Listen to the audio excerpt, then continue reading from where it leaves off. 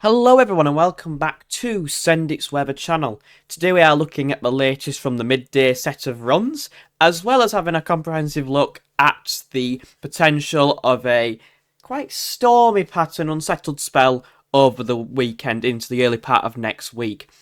But before we start, I will say there's a lot of uncertainty about this, but we're just going to have a look at what the models are going for. There's still a lot of uncertainty about the positioning, but what I would say is most likely is it's going to affect Scotland. That's pretty much nailed on now. But it's just the exact positioning, whether it'll be further now, north or south, and also the intensity of any receding wind gusts. We'll have a look at all that in a moment, but we're going to look at the runs first to see what they're showing for the next couple of weeks, and I also can refresh the page because they're fully coming out. So we're just going to have a look at the, well, not too far out, but to around day 7, just to see what they are showing. And we're going to start by looking at the GFS run, just to see what it's showing. So at the moment, we've got high pressure centre just out to our west. Winds are in from the northwest. We've got low pressure centred over Scandinavia, weak areas of low pressure over Scandinavia. Winds are in from the northwest, so it's remaining pretty changeable and cool. Going into the weekend, you can see the high pressure begins to push further west, well, southwestwards.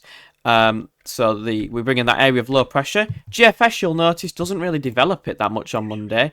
Quite a weak area of low pressure, but still brings rain to northeast Scotland, northwest Scotland as it pushes through, but again, not too deep. Going beyond that, though, with the GFS run, high pressure begins to migrate to our east and tries to strengthen. Does eventually. Winds turn into more of a... we're kind of under the area of high pressure. So the winds around us, as you can see, are in from, like, the southeast. But for us, we're kind of sat under the high pressure, so we're not really in anything too warm. Eventually, though, the high pressure moves further east and southeast enough that we actually do bring in some warmer air from the south or the southeast. So the temperatures are beginning to rise. As you can see, we're very close to bringing in that hot air. It's just sat over many parts of Western Europe, such as Spain, Portugal, and southern France. But you can just see that doesn't quite reach the UK on this run. Low pressure sat out to our west. That's kind of our target if you want hotter weather. Low pressure stuck to our west, and we bring up this high pressure and the southerly winds. But on this occasion, we don't. We get the 15 degrees frame just into the south, but it kind of gets cleared away into the longer term, so it doesn't last for too long. Before into the longer term, low pressure begins to enter in from off the Atlantic, turning things wet, windy and unsettled. So it's a very unsettled end to the run. By the very end of this GFS run, high pressure has retreated further to our west and southwest. Winds are in from a northerly direction, so turning slightly cooler by the end of the run. So how does the GEM compare? The Canadian model run, how does it compare? Well, we'll have a look now. Again, high pressure out to our west at the moment, winds in from a northerly direction, but we're still under the ridge, so it's not too bad at the moment.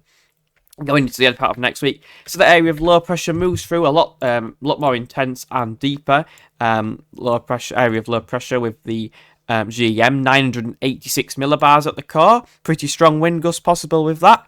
If you look at the 10-meter wind gust, you can see these red colours, which indicates wind gusts of up to 130 kilometers an hour, so about 80 miles an hour, 70 to 80 miles an hour, just out in the Atlantic. As it pushes through, it does begin to weaken. So, inland wind gusts might not be as strong, but again, potential for 70 to 80 mile an hour, definitely, if that run came off.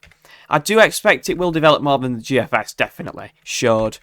You can see, though, into the middle part of next week to the latter part of next week, high pressure begins to move again to our east, but low pressure continues to have an influence, particularly in the north. In the south, we're more settled. High pressure centre to the south, winds are in from the west, from off the Atlantic, and low pressure sat to our north. So we're just more unsettled in the north, but not too bad. In the extended range, so by day 10, high pressure's out to our east, low pressure's out to our west, winds in from a southwesterly direction, so turning things warmer, potentially hotter there. You can see the very end of this run, 28 degrees, not too bad. But the temperatures are beginning to rise with a bit of a heat plume from the south, so we'll have to just see how that develops.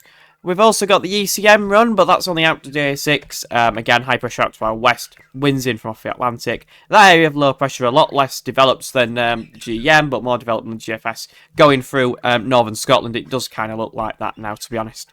You can see that high pressure is beginning to move further eastwards, and you'd expect that to pull in the wind from a westerly or southwesterly direction. So temperatures, you can see the warmer or the hotter air in the Atlantic is beginning to be shoved northwards. So, yeah.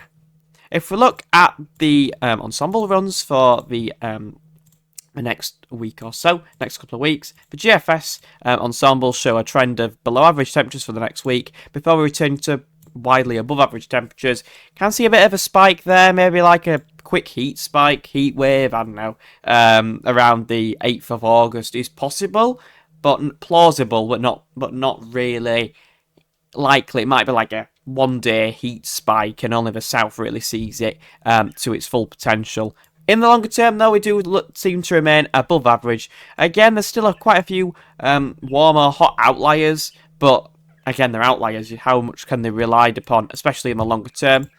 But it's August, so you expect those sort of patterns.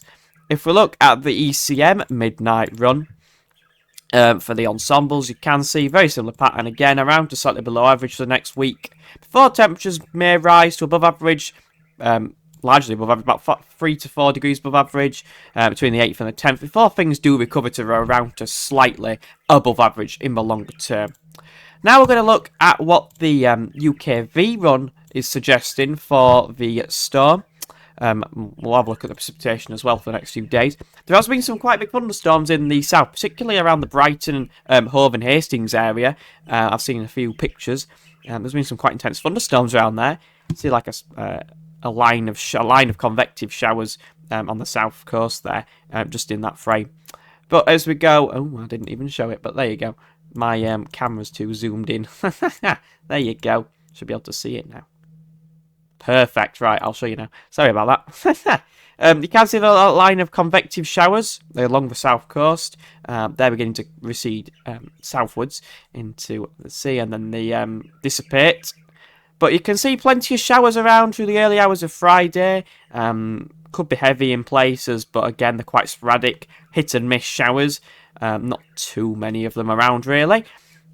Into Saturday, mostly dry day. A few showers forming in Lincolnshire and the East Anglia, for example, possibly, but again, not too much going on. Into Saturday, a weather front moves through, bringing bouts of heavy rain, particularly to the west and the northwest, clearing eastwards through the early hours of Sunday. Again, could be quite a wet day, particularly in the west and northwest Scotland there. Wondering about the Cape, there's not much there, so no chance of thunderstorms with that. And on Monday, this is where that area of low pressures begin to move in, that stormy spell, potentially. Now, this UKV run, the latest one, doesn't develop this Cape as much. The previous one had actually some quite big thunderstorms for the central belt of Scotland and the northwest, but this one doesn't develop it as much, just a band of heavy rain. Also looks much further northwards with this run, with the centering of the heaviest rainfall, but we'll just have to see how it develops. Again, that clears away to our northeast, winds go into more of a westerly direction, and then we just see patchy showers, particularly in the west and the northwest. So a very mixed spell of weather. We'll have a look at the wind gusts as well, associated wind gusts.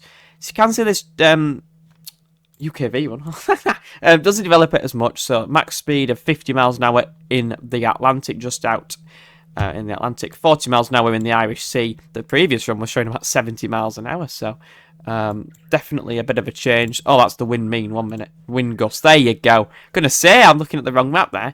Now you can see it develops as it moves across the northeast, the northwest of the country. 70 miles an hour just out in the Atlantic. As it clears through the country, could see an isolated 80 miles an hour for the far north of Scotland, and also some in the Nordic Sea, maybe reaching 79 miles an hour just off the east coast of Scotland. So that moves away, and that turns into a really intensive band. So on the back end of that, places like John O'Groats, far northeast of Scotland, could see some very heavy gusts there, 70 to 90 miles an hour gusts there, quite severe. But luckily, that's as it's receding off into the Nordic Sea and heading towards Scandinavia. So yeah, there's definitely a bit of interesting weather around at the moment. Nothing too out of the ordinary. You do expect the odd stormy spell during a typical English summer. But of course, there is a few risks associated with it potentially. But again, the devil's in the detail, and we'll have to see how things plan out with that. And also in the longer term, again, might turn warmer, potentially hotter for a couple of days before things look to return to around a slightly above average.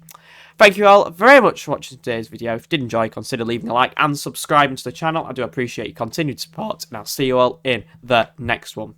Bye-bye, everyone.